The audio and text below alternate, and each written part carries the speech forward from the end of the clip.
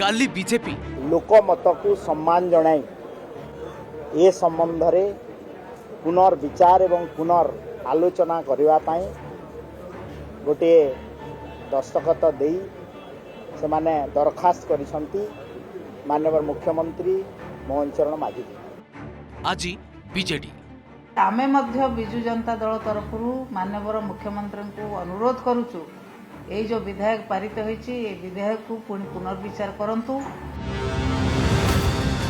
विधानसभा रे मिलमिशी दरमा टंका को 2.5 गुणा बढ़ाई देथिले आउ याकु नै बढ़ी चलीथिबा जन असंतोष को देखि बैकफुट रे जनप्रतिनिधि निष्पत्ति फेराई आनिबाकू दल परे दलक मुख्यमंत्री को अपील। गतकाली बीजेपी राज्य कार्यालय रे विधायक दल बैठक बसी विधानसभा रे पारित एमएलए को दरमा भत्ता और पेंशन वृद्धि बिल रो पुनर्विचार आवेदन पाई निष्पत्ति होइतिला। परे परे मुख्यमंत्री को लिखित दाबीपत्र भी देइथिले सबु विधायक।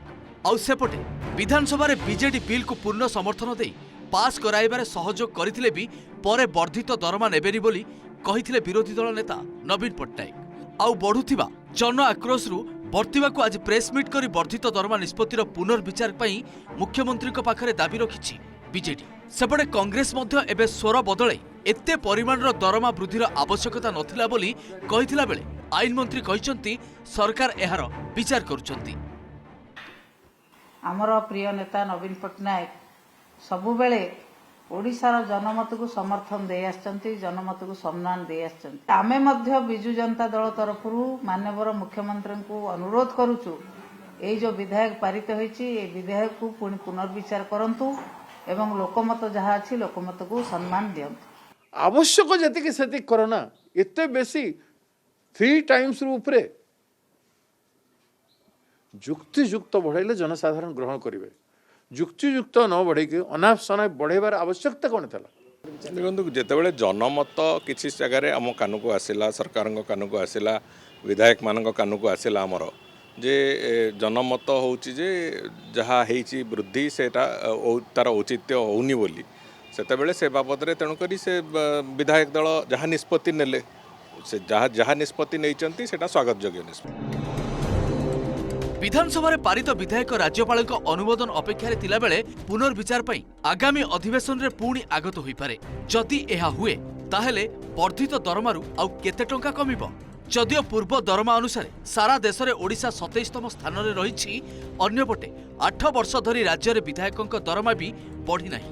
तेणु बजार दर वृद्धि को आखि आगे रखी दरमा को 3.5 लाख बदल में किछि परिमाण रे बढ़ा जाई पारे बोली कुहाଯାଉଛି। सेपटे दरमा एका बेले के 2.5 गुणा वृद्धि नहीं खप्पा थिबा जनता पुनर्विचार उद्यम को स्वागत करिसंती। एटा बहुत गुड़ा स्वागतयोग्य पदक्षेप से सरकार दल दिंतु कि आज विरोध दल दिंतु आम साधारण जनता हिसाब से कहूँ यहाँ को सरकार आउ थे मुख्यमंत्री यहाँ आउ थे आनालीसिस करवा दरकार जोटा कि राजकोष गले आमको एत कि बाधबनी गोटे साधारण जनता के आखि को आसबनी से गोटे पैसा धार्य कर सौभाग्यक्रमे ये निष्पत्ति जाइए मध्य राज्यपाल आदि अनुमोदन दे दस्तखत करते पुनर्विचार देले और से देलापर आउ बीजेडी वाला देखिले पछार पड़े। तेणु आज बीजेडी दल सिमिलार दरखास्त देइछन्ति मुख्यमंत्री की जनमत को बेखातिर करी जो माने काम करुले से माने आज अपमानित हेले। शीत अधिवेशन रो शेष दिन रे अर्थात 9 तारिख दिन विधानसभा रे पारित सर्वसम्मतिक्रमे ओडिशा विधानसभा सदस्य मानक दरमा भत्ता और पेंशन संशोधन विधेयक 2025 अनुसार जड़े विधायक प्राय 3.5 लाख टंका दरमा पाई थांते। दरमा बाद 20,000 बिजुली बिल, 15,000 टेलीफोन बिल और बही खर्च बाबद को 10,000 टंका मिली थांता। हेले ए नै की पुनर्विचार हेउछि? विधायकों वर्धित दरमारू केते खसुछि एबे ताकू देखिबाकू अपेक्षा। बालेश्वर सत्यजित सेनापति, सौम्यरंजन साहू और जगदीश दास को रिपोर्ट, ओटीवी।